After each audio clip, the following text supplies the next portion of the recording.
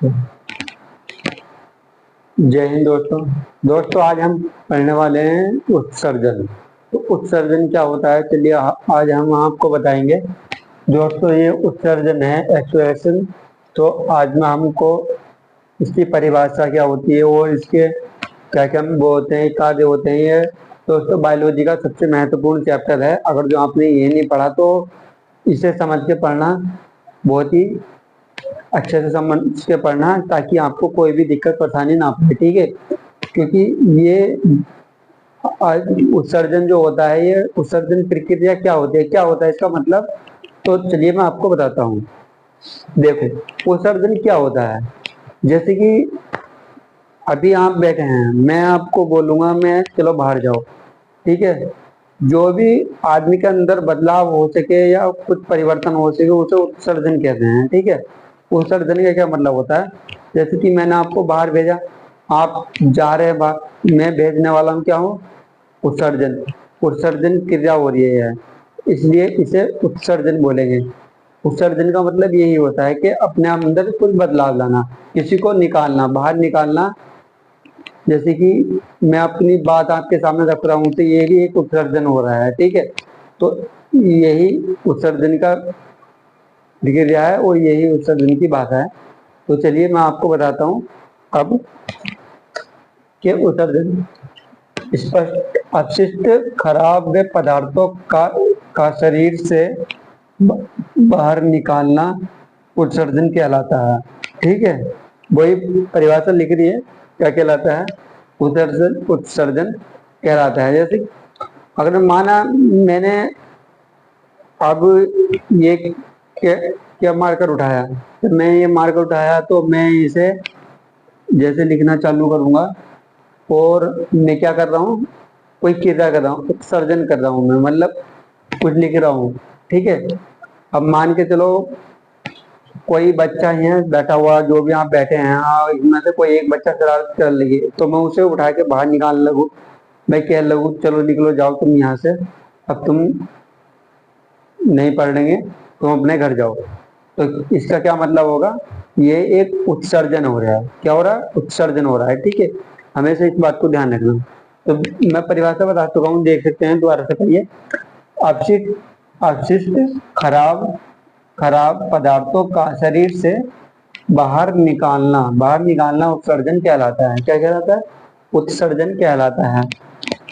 और वे अंग उत्सर्जी अंग कहलाते हैं। क्या कहलाते हैं, और वे अंग उत्सर्जी अंग कहलाते हैं।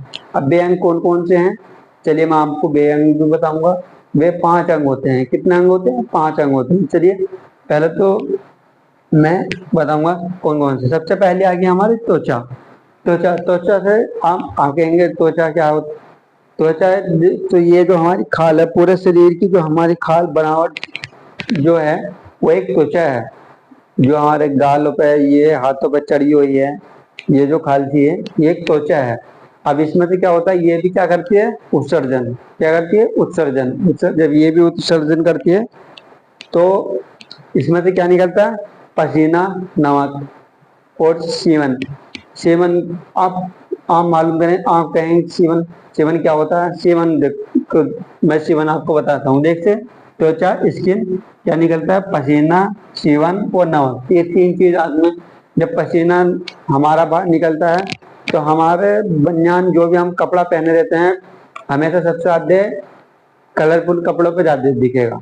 जैसे कि हमने काली काली बुशर्ट पहने की है, काली शर्ट पहने की है, तो उसमें जब पसीना आएगा तो जब वो सूखता है तो सफेद सफेद सा जम जाता है, तो वो क्या होता है, वो नमक होता है, ठीक है। तो हमारे से जो हमारी जो त्वचा है, स्किन है, इसने क्या बाहर निकाला, पसीना भी और नमक भी। क्या हुआ, उत्सर्जन। उत्सर्जन हुआ नहीं, तो यही एक उत्सर्जन है। और ये सीवन क्या होता है, चलो सीवन का मैं बताता हूँ। ये जो सीवन लिख रहा है, जो सीवन है, इसका क्या मतलब होता है। इसका मतलब एक होता है सीवन का, जो जैसे हम सो के उठते हैं, सोते हैं, रात भर सोते हैं, और हमारे जो नाक होते हैं ना, ये इस चीज पे हमारे जो तरल पदार्थ जम जाता है। आप कहते हो हमारा जो चेहरा ऑयली सा दिखता है ना, तो ये चिकना चिकना चिकना होता है, तो ये क्या होता है, एक सीमन होता है, एक पसीने की तरह होता है, पर ये पसीना नहीं होता, ये ऑयल होता है एक तरह का। हमारी जो चेहरा, स्किन जो ऑयली होती है ना, ये भी मान ली एक वीडियो में इसके बारे में पूरे विस्तार से बता दूंगा कि हमारी स्किन कैसे ऑयली होती है, ठीक है।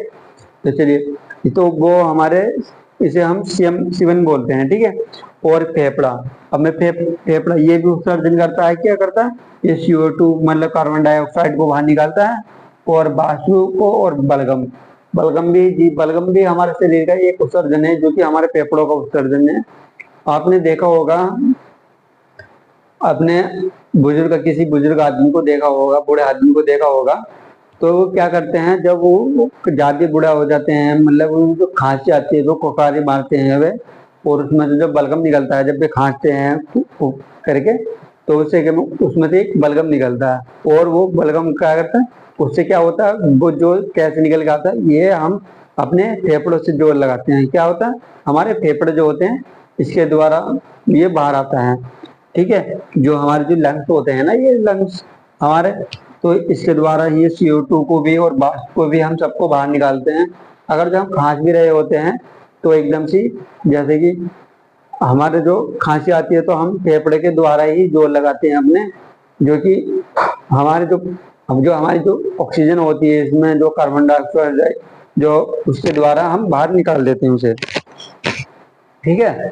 और आपने देखा होगा कि कभी जब जाड़ों में आप बड़े बुजुर्ग ताप रहे होते हैं, उसके आगे हाथ फेंक रहे होते हैं जाड़ों में, सर्दियों में, तो उसे वो जब खांसते हैं, तो खांस के वहीं को जो बलगम सा निकलता है, वो वहीं को राख में डाल दो और ढक देते हैं उसे, तो वही वो फेफड़ों से वो क्रिया होती है, ठीक है। तो फेफड़े भी उत्सर्जन करते हैं, हमारे जो लंग्स होते हैं वे भी उत्सर्जन करते हैं, क्या निकालते हैं, वायु, CO2, वायु और बलगम, ठीक है, ये तीनों चीज निकालते हैं।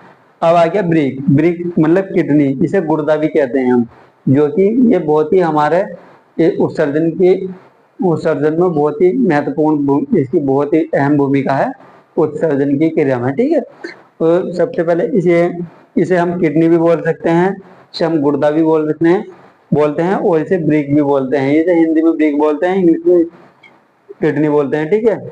अब गुर्दा जो बोलते हैं हम, गुर्दे की जो भाषा है वो उर्दू की भाषा है, ठीक है, ये भी आप ध्यान रखना। और जो इसमें क्या होता है, यूरिया निकलता है, पेशाब का उत्सर्जन होता है, मुख्य उत्सर्जी अंग होते हैं, क्या होते हैं, ये मुख्य उत्सर्जी अंग होते हैं। जब जब हमारी किडनी में जब पेशाब बनना चालू होता है, गॉल ब्लैडर में पेशाब बनना चालू होता है, तो उसमें एक यूरिया की मात्रा बनती है, क्या, यूरिया बनता है, फिर पेशाब के रास्ते उसे बाहर निकाल देता है। अब हमने देखा होगा, हमारे पेशाब में गंध क्यों आती है, हमारे पेशाब में गंध, जो अमोनिया होती है ना, अमोनिया बनती है जब हम पेशाब करते हैं कहीं, तो वहां पे जो क्या होता है, कुछ देर बाद उसमें से एक गंध होती है, कितनी, बहुत देर उसमें बहुत एक गंध निकलती है, वो किस कारण निकलती है, वो अमोनिया के कारण निकलती है, ठीक है, वो एक अमोनिया होती है, इस बात का ध्यान रखना। और इसके बारे में पूरा चैप्टर समझा दूंगा, ठीक है। ये जो उत्सर्जन का चैप्टर है, मैं पूरा डिटेल से बता दूंगा आपको, क्या क्या इसके कारण होते हैं और क्या क्या महत्व होते हैं इसके, और ये हमारे बायोलॉजी में ये चैप्टर कितना जरूरी है, ये हमारे लिए पढ़ना कितना जरूरी है, इसके बारे में मैं पूरी डिटेल से बता दूंगा। तो चलिए, कल इस वीडियो को, मतलब कि अगली वीडियो देखना जरूर ना भूलिएगा, चैनल को सब्सक्राइब कर लीजिएगा, ताकि मेरी और वीडियो आ सके, ठीक है, आपके पास, और आप उस वीडियो को देख सकें।